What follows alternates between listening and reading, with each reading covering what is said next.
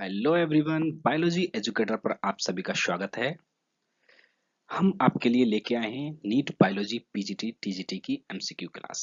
यहाँ पर आपके लिए एमसीक्यू क्वेश्चंस कराए जाएंगे प्रीवियस ईयर्स के, और पीजीटी टीजीटी के जो क्वेश्चंस आ चुके हैं वो क्वेश्चन भी कराए जाएंगे, और ऐसे क्वेश्चनों को शामिल किया जाएगा जिनकी आने की संभावना है। तो क्लास को आगे बढ़ाते हैं। अगर आप हमारे चैनल पर नए हो तो सब्सक्राइब कीजिए, बिकॉज यहाँ पर मिलती है आपको बेहतरीन एजुकेशन के साथ में ऑथेंटिक कंटेंट। चलो क्लास को आगे बढ़ाते हैं। तो हमारा अगला क्वेश्चन है, लार में पाई जाने वाली एंटीबॉडी है, यानी कि जो सलाइवा है उसमें कौन सी एंटीबॉडी पाई जाती है, जल्दी से बताइए। यहाँ पर आपका पहला ऑप्शन है आईजीजी, सेकंड ऑप्शन है आपका आईजीएम, और ऑप्शन सी है आपका आईजीए, और ऑप्शन डी है आपका आईजीटी। तो जल्दी से बताइए करेक्ट ऑप्शन। देखो आंसर जल्दी से देना होगा, क्योंकि वहां जब हम एग्जाम देते हैं तो हमारे पास में उतना टाइम नहीं होता। तो जो भी पढ़ो, कंप्लीट टॉपिक पढ़ो, पूरा टॉपिक कवर करके चलो। जल्दी से बताइए।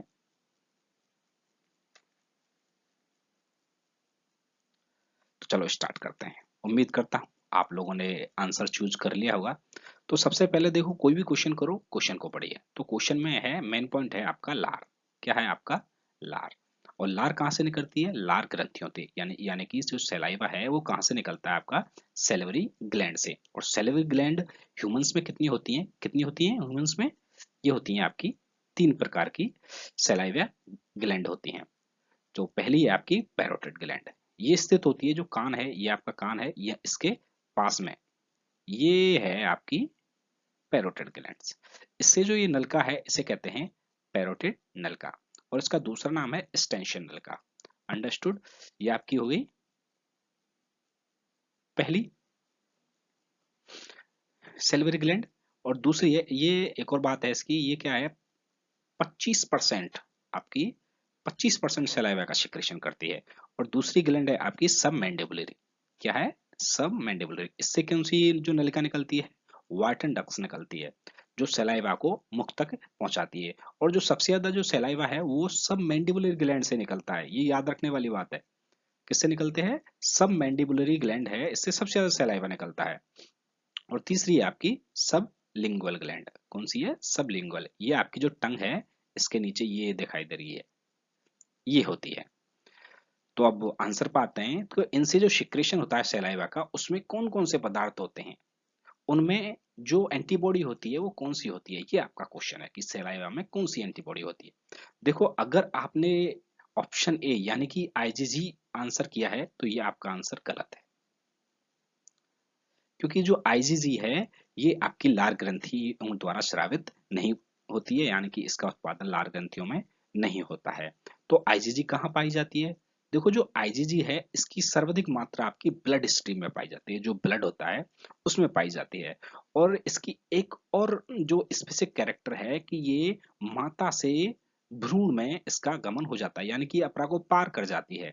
अगर क्वेश्चन आए कि माता से भ्रूण में यानी कि एम्ब्रो में अपरा के द्वारा कौन सी एंटीबॉडी जा सकती है, तो उसका नाम है आपका आईजीजी। ये क्वेश्चन इंपॉर्टेंट है आईजीजी का, कि अपरा के द्वारा पार करने वाली, अपरा को पार करने वाली एंटीबॉडी का नाम बताइए। तो क्या नाम है उसका? आईजीजी। और देखो, ये आईजीजी है, ये किससे बनी होती है? आपकी ग्लाइकोप्रोटीन से। किससे बनी होती है? आपकी जो ग्लाइकोप्रोटीन होती है उससे बनी होती है। और ये क्या करती है, जो बैक्टीरिया, जो वायरस होते हैं, उनसे इम्यूनिटी डेवलप करती है। ये क्या है, जब माता से भ्रूण भ्रूण में इसलिए जाती है, एम्ब्रो में इसलिए जाती है, क्यों? वहां पर क्या है, जो हमारा प्री मेच्योर एम्ब्रो होता है उसमें इतनी इम्यूनिटी नहीं होती है, तो इसलिए जो मदर है वो अपनी एंटीबॉडी के द्वारा इनके लिए इम्यूनिटी प्रोवाइड कराती है। फिर अगर आपने ऑप्शन बी यानी कि आईजीएम आपने आंसर दिया है, तो ये भी आपका आंसर बिल्कुल गलत है, क्योंकि ये आईजीएम एंटीबॉडी भी आपकी सलाइवा में नहीं पाई जाती है। तो ये कहाँ पाई जाती है, इसके बारे में डिस्कस करते हैं। देखो, जो आईजीएम एंटीबॉडी है ये भी आपकी ब्लड स्ट्रीम में पाई जाती है, ये बात सही है। इसका एक और काम है, ये क्या है? फर्स्ट एंटीबॉडी है। क्या है ये? आपकी फर्स्ट एंटीबॉडी है। क्या है आपकी? फर्स्ट एंटीबॉडी है ये, कि जब कोई भी एंटीजन प्रवेश करता है तो उसके उससे जो एंटीबॉडी बनती है फर्स्ट बार, उसे कहते हैं आईजीएम। अगर कहें कि फर्स्ट एंटीबॉडी किसे कहते हैं तो किसे कहते हैं, आईजीएम। जब कोई एंटीजन प्रवेश करता है बॉडी में तो जब वो कौन सी एंटीबॉडी उत्पन्न होती है, तो कौन सी एंटीबॉडी होती है, आईजीएम। इस तरह के क्वेश्चन आ सकते हैं, ये करने योग्य क्वेश्चन है। ये हमारे म्यूकस में भी जो हमारी क्या कहते हैं इंटेस्टाइन है उसके द्वारा जो म्यूकस का सिक्रेशन होता है उसमें भी ये पाई जाती है। कह सकते हैं ये हमारे लिए प्राइमरी बैरियर उत्पन्न करती है, जो एंटीजन के खिलाफ जो प्राइमरी बैरियर है ये वो उत्पन्न करती है। अगर आप फिर आते हैं ऑप्शन सी पर। अगर आपने ऑप्शन सी आंसर दिया है तो ये आपका आंसर बिल्कुल सही है। तो लार में कौन सी एंटीबॉडी पाई जाती है, आपकी आईजी ए एंटीबॉडी आपकी लार में पाई जाती है। अंडरस्टूड। अब इसका स्पेसिफिक कैरेक्टर क्या है, ये लार में पाई जाती है आपकी, हमारे जो टीयर्स में है, यानी कि आंसू में पाई जाती है।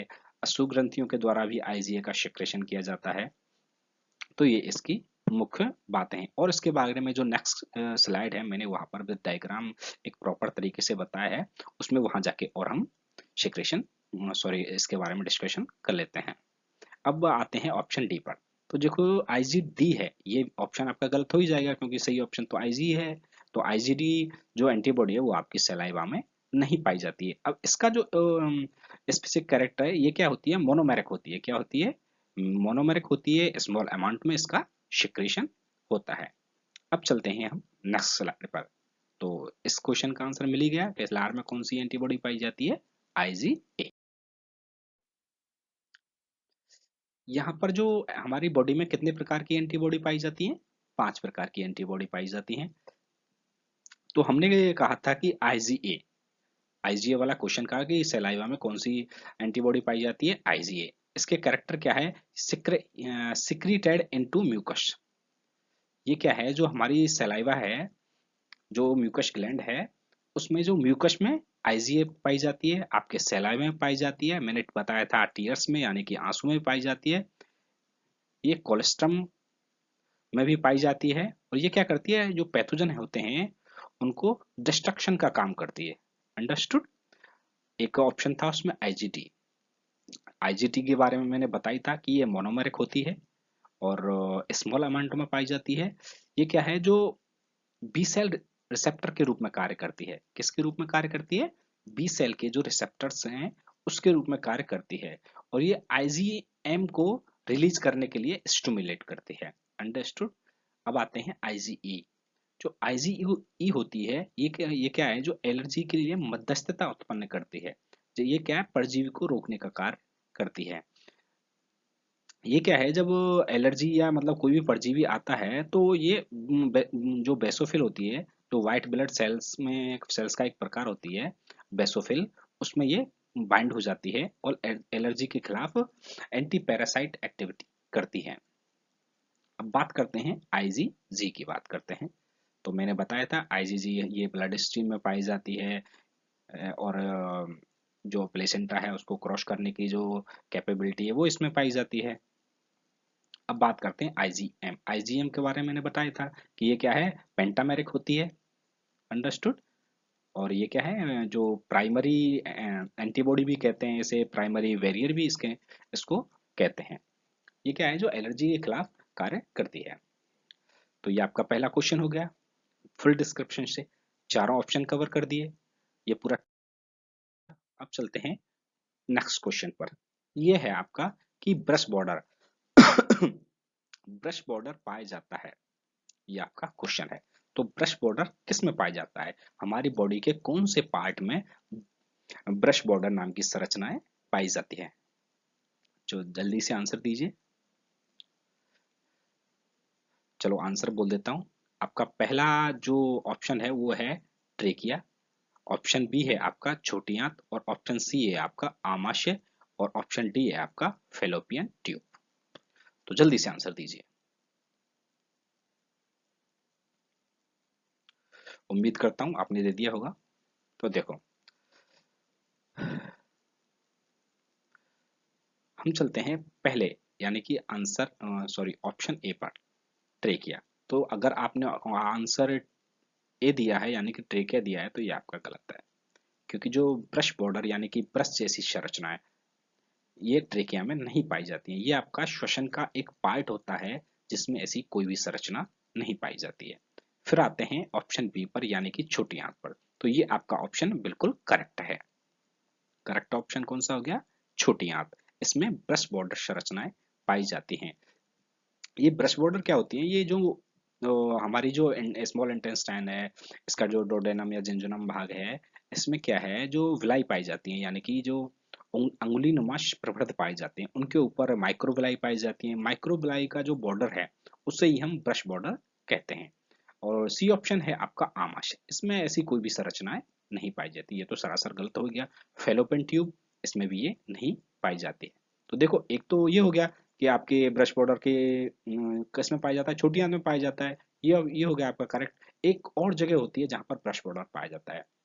ब्रश बॉर्डर पाया जाता है आपकी जो एक्सक्रेटरी सिस्टम है, उसमें जो पीसीटी ट्यूब होती है आपकी, उसमें भी ब्रश बॉर्डर पाया जाता है।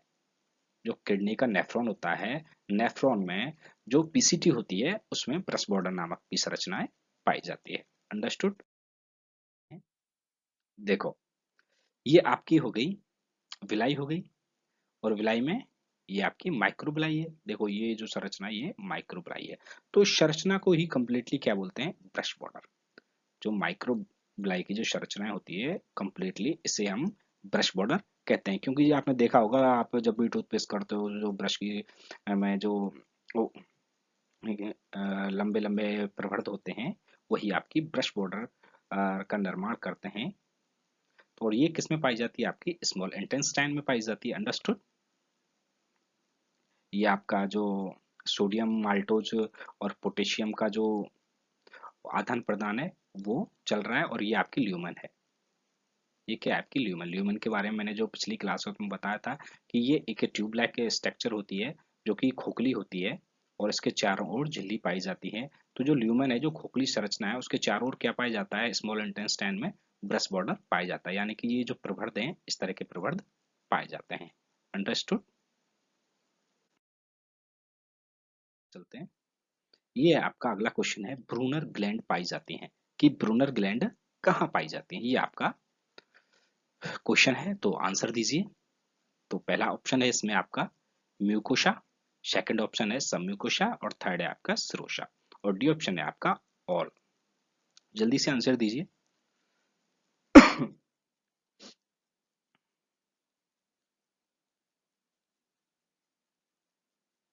जल्दी से दीजिए आंसर। देखो, मैंने आपके सुविधा के लिए डायग्राम भी डाला है, आप इससे भी पता लगा सकते हो कि ये ब्रूनर ग्लैंड किस में पाई जाती हैं। जल्दी से बताइए। मैंने पिछली क्लास में भी बताया था शायद कि हमारे जो एलिमेंट्री कैनाल है, इसमें 4 लेयर पाई जाती हैं। सबसे अंदर की म्यूकोशा होती है, उसके बाद सब म्यूकोशा होती है, उसके बाद मस्कुलरिज एक्सटर्ना होती है, उसके बाद शिरोसा होती है। ये आपकी 4 लेयर हो गई जो एलिमेंट्री कैनाल में पाई जाती हैं। तो इसकी जो कौन सी लेयर है जिसमें ब्रूनर ग्लैंड पाई जाती है? जल्दी बताइए। चलो, उम्मीद करता हूँ आपने आंसर कर लिया होगा। देखो, अगर आपका ऑप्शन है डी, यानी कि म्यूकोशा, सब म्यूकोशा, सिरोसा सब में पाई जाती है, तो ये आपका ऑप्शन गलत है। क्योंकि जो जितने भी लेयर हैं हमारी जो एलिमेंट्री कैनाल में, उनमें ये नहीं पाई जाती है। केवल एक लेयर है जिसमें ये पाई जाती है। अंडरस्टूड? तो ये आपका ऑप्शन डी तो बिल्कुल गलत हो गया। अब बात करते हैं शिरोशा। देखो, जो शिरोशा होती है ये सबसे भारी परत होती है। अंडरस्टूड? एलिमेंट्री कैनाल की जो ल्यूमेन की सबसे भारी परत होती है, इसमें ये नहीं पाई जाती है। ये हो गई आपकी शिरोशा। ये दिखाई दे रही है ना, ये आपकी शिरोशा है। तो इसमें ये नहीं पाई जाती। यहाँ पर देखो, कोई भी ग्लैंड नामक संरचना या कोई भी सेल्स, स्पेसिफिक सेल दिखाई नहीं दे रही है, तो यहाँ पर ये नहीं पाई जाती है। फिर बात करते हैं आपकी शम्यू कोशा की, यानी कि ऑप्शन बी की। तो अगर आपने ऑप्शन बी आंसर दिया है, तो ये आपका आंसर बिल्कुल सही है, क्योंकि जो ब्रूनर ग्लैंड है ये आपकी सम्यूकोशा जो लेयर है उसमें पाई जाती है। अब ये देखो, ये है आपकी सम्यूकोशा, और इसका एरिया है आपका, देखो जो यहाँ से यहाँ तक का एरिया सम्यूकोशा का है। तो देखो, ये जो ग्लैंड है, ये जो सेल्स से बनी हुई संरचना है, ये ही आपकी क्या होती है? ब्रूनर ग्लैंड होती है। अंडरस्टूड? ये तो ये जो दिखाई है देखो, ये गोल संरचना है, बहुत सारी सेल्स से मिलकर बने होती है। ये आपकी ब्रूनल ग्लैंड है और ये आपकी देखो ब्रूनल डक्ट है, जो कहाँ पर जा रही है आपकी, जो ये माइक्रोबलाई हैं इनसे निकलकर आपके ल्यूमेन भाग में जो सिक्रेशन है उसको छोड़ रही है। तो ये सिक्रेशन क्या होता है, ये क्या करती है, एंजाइम भी सिक्रेट करती है और आपकी जो एंटेरिकस सक्कस है, जो म्यूकस है, उसका भी सिक्रेशन करती है, जिसमें काफी सारे एलिमेंट पाए जाते हैं, उनका सिक्रेशन करती है। जिससे क्या है, जो हमारी जो डोडेनम का भाग है, जो हमारी स्मॉल इंटेस्टाइन है, वो हानिकारक पदार्थों से या हानिकारक जो कोई भी तत्व हैं, जैसे कि कुछ एसिडिक पदार्थ भी आ जाते हैं कभी कभी, उनसे ये हमारी स्मॉल इंटेस्टाइन को बचाती है। अंडरस्टूड। तो किसमें पाई जाती है, सबम्यूकोसा में ब्रूनर ग्लैंड पाई जाती है। और तीसरी बात, ये मल्टी सेलुलर होती है। अगर क्वेश्चन आए कि ब्रूनर ग्लैंड कैसी होती है, तो ब्रूनर ग्लैंड मल्टी सेलुलर होती हैं। अंडरस्टूड। अब बात करते हैं आपकी म्यूकोसा। तो देखो जो म्यूकोसा है, इसमें जो ब्रूनल ग्लैंड नहीं पाई जाती है। अंडरस्टूड। म्यूकोसा में ब्रूनल ग्लैंड नहीं पाई जाती है। इस ये म्यूकस का सिक्रेशन करती है, जो हमारी जो एलिमेंट्री कैनाल है, उसकी जो वॉल है, उसका सुरक्षा का कार्य करती है। अंडरस्टूड। अब चलते हैं हम नेक्स्ट क्वेश्चन पर। इस क्वेश्चन का आंसर आपको मिल ही गया। ब्रू ग्लैंड, ब्रूनर ग्लैंड कहाँ पाई जाती है, सबम्यूकोसा में पाई जाती है, मल्टी सेलुलर होती हैं, शक्कर शक्कर एंटेरिकस का सिक्रेशन करती हैं, और आपके एंजाइम्स का भी सिक्रेशन करती हैं, जो सीसी के कोलेस्टोकाइनिन एंजाइम है, उसका भी ये क्वेश्चन पर, कि पेयर पैचेस होते हैं। तो पेयर पैचेस क्या होते हैं, ये आपको बताना है। ये आपके ऑप्शन है। ऑप्शन ए है आपका श्लेष्मा।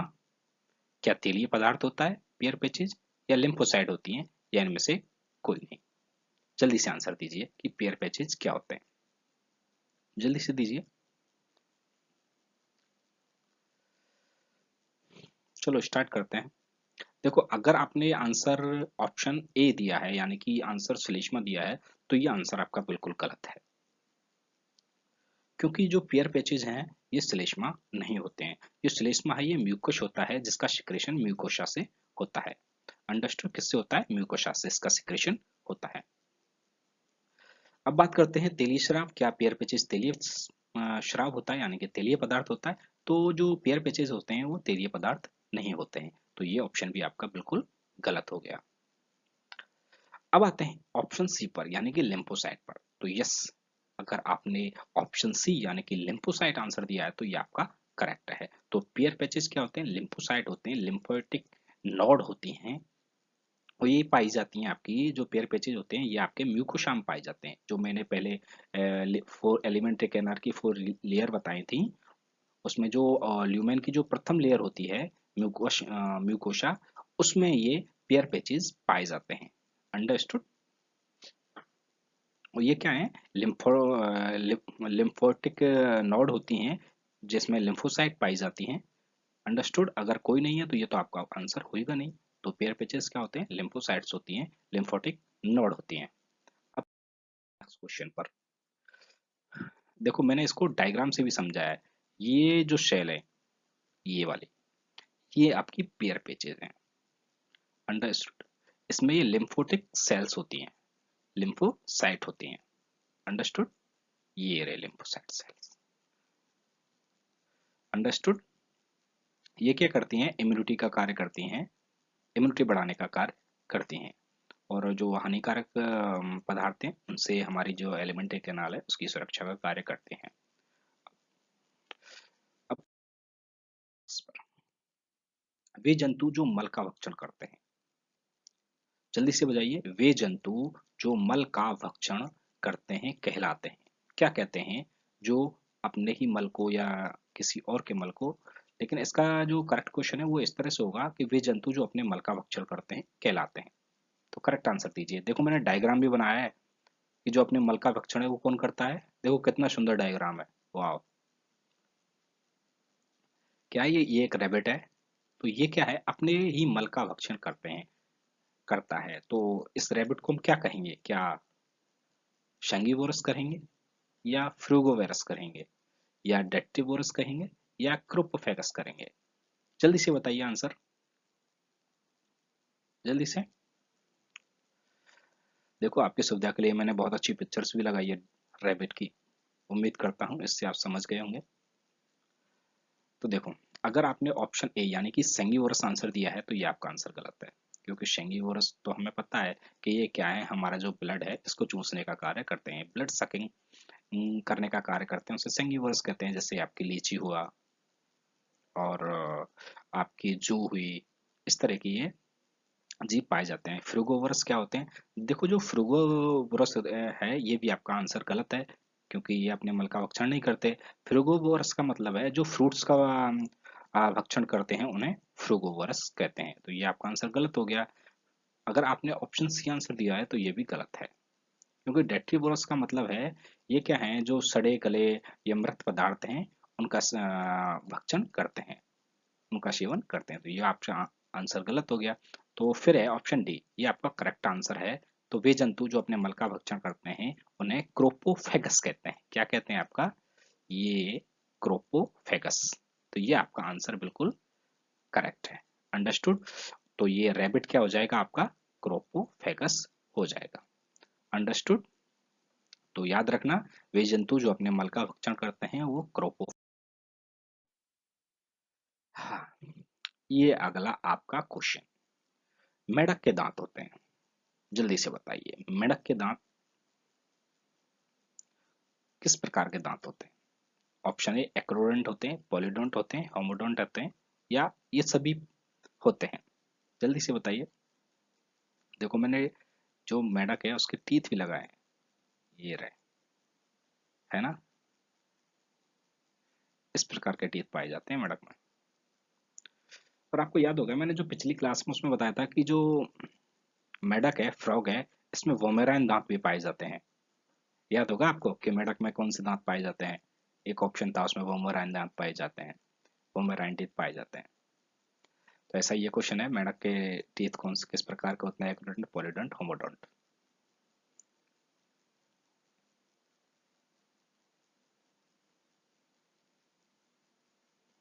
जल्दी से बताइए। देखो अगर आपने ऑप्शन, सॉरी मैंने यहाँ पर बी लिख दिया, ये ए नहीं ये लिखा, ये आपका ए हो गया। देखो अगर आपने ए ऑप्शन यानी कि एक्रोडेंट दिया है तो ये आपका गलत हो गया, क्योंकि मेंढक, सॉरी सॉरी, एक मिनट।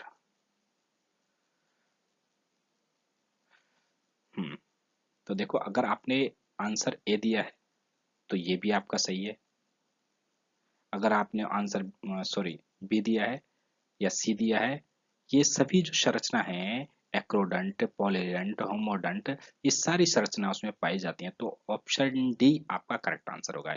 इसमें एक्रोडंट भी होता है मेंढक, आपका पॉलीडेंट भी होता है, आपका होमोडंट भी होता है। अंडरस्टूड?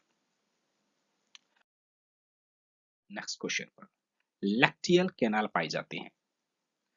तो जल्दी से आंसर दीजिए कि लैक्टियल कैनाल कहाँ पाई जाती हैं? लिवर में पाई जाती हैं, या विलाई में पाई जाती हैं, सी ऑप्शन, या आपकी अग्नाशय में पाई जाती हैं, या आपकी प्लिया में पाई जाती हैं? जल्दी से क्वेश्चन का आंसर दीजिए कि जो लैक्टियल कैनाल है वो कहाँ पाई जाती है? जल्दी से दीजिए।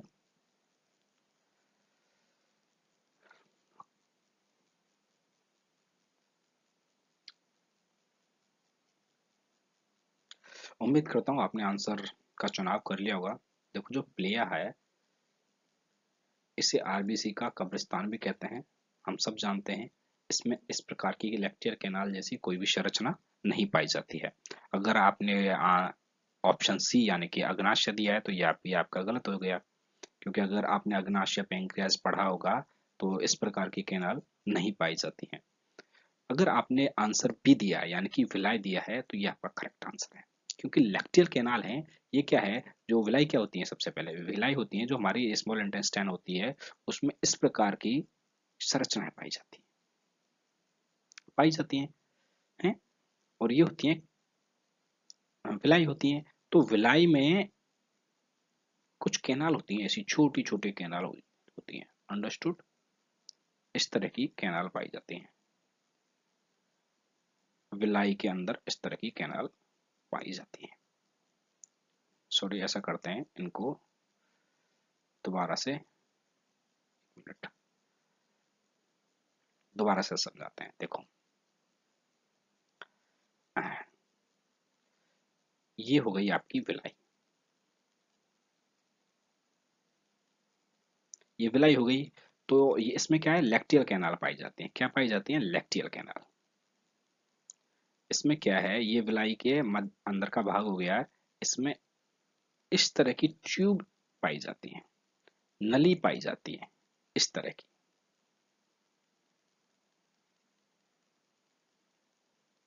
ये अंडरस्टूड। इसमें इस तरह की नली पाई जाती है, इन्हें ही लैक्टियल कैनाल कहते हैं। ये क्या है, जो इसमें नीचे पाए जाते हैं आपके लिम्फ है, लिम्फोसाइट्स पाई जाती हैं, जो पियर पेचेज होते हैं वो पाए जाते हैं। इनसे जो इनका मटेरियल है वो लैक्टियल कैनाल के थ्रू गमन करता है। ऐसे इसकी एक पिक्चर्स भी डाली है, उसको भी उसके द्वारा हम इसको कंप्लीटली समझ लेंगे। फिर ऑप्शन ए है, ये तो आपका गलत हो ही जाएगा क्योंकि हमारा आंसर करेक्ट क्या हो गया आपका, विलाई। तो लैक्टियल कैनाल किसमें पाई जाती हैं। अब आते हैं आपके नेक्स्ट क्वेश्चन पर कि गिल्सन कैप्सूल पाया जाता है। तो गिल्सन कैप्सूल क्या होता है, ये किस में पाया जाता है, इसका आपको आंसर देना है कि गिल्सन कैप्सूल किस प्रकार के तंत्र में पाया जाता है। आपका पहला है, आपका पहला ऑप्शन है आपका पाचन तंत्र। क्या पाचन तंत्र में गिल्सन कैप्सूल पाया जाता है। ऑप्शन बी, तंत्रिका तंत्र में गिल्सन कैप्सूल पाया जाता है। ऑप्शन सी, उत्सर्जन तंत्र में पाया जाता है। ऑप्शन डी, प्रजनन तंत्र में पाया जाता है। तो जल्दी से आंसर दीजिए कि गिल्सन कैप्सूल किस में पाया जाता है, जल्दी से। तो देखो, हिंट भी दे देता हूँ, गिल्सन एक वैज्ञानिक का नाम है। कैप्सूल हम जानते हैं कि जो ऊपर की कवरिंग होती है उसे ही हम कैप्सूल कहते हैं, जिसमें कोई भी ऑर्गन या कोई भी पदार्थ कवर्ड होता है, उसे हम कैप्सूल कहते हैं। गिल्सन वैज्ञानिक नाम है जिसने इसकी खोज पर गिल्सन कैप्सूल नाम पड़ा।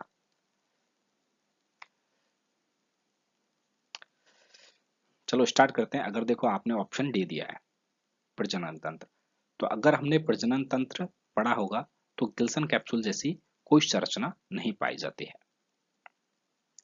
अगर ऑप्शन सी दिया है तो ये भी आपका गलत है, उत्सर्जन तंत्र में भी गिल्सन नामक कोई भी संरचना नहीं पाई जाती है। ऑप्शन बी भी आपका गलत आंसर है। तो यहाँ पर सही आंसर हो जाएगा पाचन तंत्र। पाचन तंत्र में गिल्सन कैप्सूल पाया जाता है। अब बात करते हैं कि गिल्सन कैप्सूल होता क्या है। तो गिल्सन कैप्सूल देखो, गिल्सन कैप्सूल, गिल्सन होता है आपका लिवर। क्या होता है, जो लिवर होता है उसे ही क्या कहते हैं हम, गिल्सन कैप्सूल कहते हैं। कैप्सूल का मतलब है जो लिवर के ऊपर जो कवरिंग होती है। अंडरस्टूड। जो लिवर के ऊपर जो कवरिंग होती है उसे ही हम क्या बोलते हैं, गिल्सन कैप्सूल कहते हैं। तो अंडरस्टूड। गिल्सन कैप्सूल पाचन तंत्र में आ जाता है। पाचन तंत्र में आपकी एक ग्रंथि होती है, सबसे बड़ी ग्रंथि होती है लिवर। उस लिवर के अंदर जो कवरिंग होती है, देखो ये आपका लिवर हो गया। तो जो लिवर की ये कवरिंग है, ये वाली, ये जो कवरिंग है, इससे ही हम क्या कहते हैं, गिल्सन कैप्सूल कहते हैं। ये क्या है, संयोजी ऊतक होता है, एक कनेक्टिव टिश्यू होता है जो इसकी सुरक्षा का कार्य करता है। उसे ही हम गिल्सन कैप्सूल कहते हैं। किसमें पाया जाता है, लिवर में पाया जाता है। इसने गिल्सन नामक वैज्ञानिक ने इसका नाम दिया, इसलिए इसको गिल्सन कैप्सूल कहते हैं। और जो लिवर है आपका किसका भाग है, पाचन तंत्र का भाग है, इसलिए गिल्सन कैप्सूल पाचन तंत्र में पाया जाता है। तो ऑप्शन ए आपका यहाँ पर करेक्ट आंसर। अब बात करते हैं नेक्स्ट क्वेश्चन की कि पाचक एंजाइम अनुपस्थित होते हैं, जो भोजन को डाइजेस्ट करते हैं, वो एंजाइम यहाँ पर जो ऑप्शन दिए हैं उनमें से किसमें नहीं पाए जाते हैं। तो ऑप्शन ए आपका आंतरिक मुकोशांग, ऑप्शन बी आपका जठर रस, ऑप्शन सी आपका अग्नाशय और ऑप्शन डी आपका यकृत। जल्दी से आंसर दीजिए,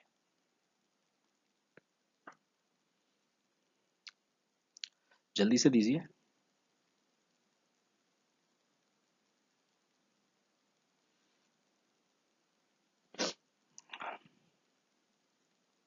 देखो अगर आपने ऑप्शन ए दिया है तो ये आपका बिल्कुल गलत आंसर होगा, क्योंकि जो इंटेस्टाइन है, जो आंत्र की मुकौशा है, वो पाचक एंजाइम का सिक्रेशन करती है।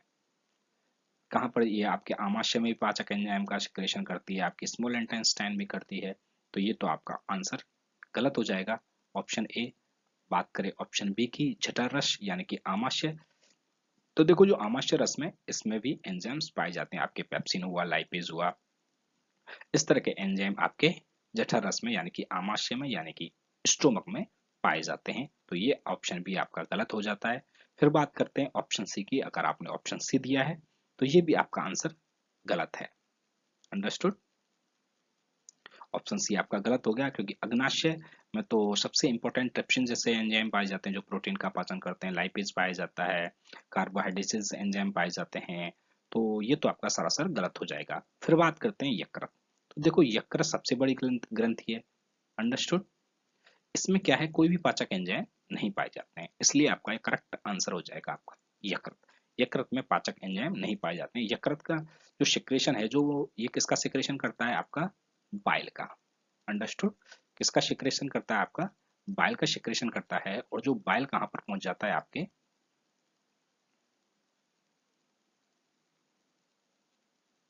ये किसका सिक्रेशन करता है? बाइल का सिक्रेशन करता है। और जो बाइल होता है, इसमें कोई भी एंजाइम नहीं पाया जाता है। अंडरस्टूड? इसे पित्त भी कहते हैं। और ये पित्त का जो संग्रह है, ये आपकी पित्ताशय में जाके हो जाता है। और पित्ताशय से ये कहाँ पर पहुंच जाता है? आपकी स्मॉल इंटेस्टाइन में पहुंच जाता है। इसमें कोई भी एंजाइम नहीं होता है, ये इसमें पाचक एंजाइम नहीं पाए जाते हैं, मगर ये पचाने के लिए इंपॉर्टेंट होता है। ये भोजन को पचाने में अपनी महत्वपूर्ण भूमिका निभाता है, क्योंकि ये उनके लिए क्षारीय माध्यम उत्पन्न कराता है। और क्षारीय माध्यम में क्या होता है, जो लाइपेज है वो बहुत एक्टिव हो जाता है और लिपिड का विघटन कर देता है। तो उसके लिए ये बाइल बहुत इंपॉर्टेंट है, मगर इसमें पाचक एंजाइम नहीं पाए जाते हैं। अंडरस्टूड? अगर आपसे कहे कि भोजन का पाचन करता है और ऑप्शन में दे आपके लिए बाइल, तो ये आपका गलत हो जाएगा, क्योंकि जो बाइल है वो भोजन को पचाने का कार्य नहीं करता है। वो केवल आपके भोजन को पचाने में सहायता प्रदान करता है। अंडरस्टूड? तो बाइल क्या करता है? भोजन को पचाने में सहायता प्रदान करता है। इसमें किसी भी प्रकार का कोई भी एंजाइम नहीं पाया जाता। तो ये आपका आंसर सही। अब बात करते हैं म्यूसिन। म्यूसिन बना होता है, ये आपका क्वेश्चन है, म्यूसिन किससे मिलकर बना होता है? और आपके ऑप्शन है ग्लाइकोप्रोटीन, फास्फोलिपिड, मायोसिन और पॉलीसेकेराइड। जल्दी से बताइए। देखो आपकी हेल्प के लिए बता देता हूँ। म्यूसिन जो म्यूकस लेयर पाई जाती है एलिमेंट्री कैनाल में, वो म्यूसिन का सिक्रेशन करती है। और आपका म्यूसिन है, ये आपकी जो मेम्ब्रेन होती है शैवालों की, उसमें भी पाई जाती है। इसका एक क्वेश्चन भी आ चुका है रीट में कि जो शैवालों की मेम्ब्रेन है वो किससे बनी होती है? तो किससे बनी होती है? आपकी म्यूसिन से बनी होती है। तो और म्यूसिन किससे बना होता है, ये आपका आज का क्वेश्चन है। तो जल्दी से बताइए कि म्यूसिन किससे बना होता है।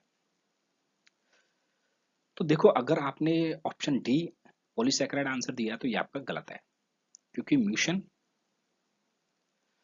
में प्रोटीन का भी भाग पाया जाता है। तो ये आपका गलत आंसर हो जाएगा, पॉलीसैकेराइड का नहीं बनता है। मायोसिन ये कंप्लीटली एक प्रोटीन होती है जो कि आपकी मसल्स में पाई जाती है। इसका म्यूशन से कोई संबंध नहीं होता।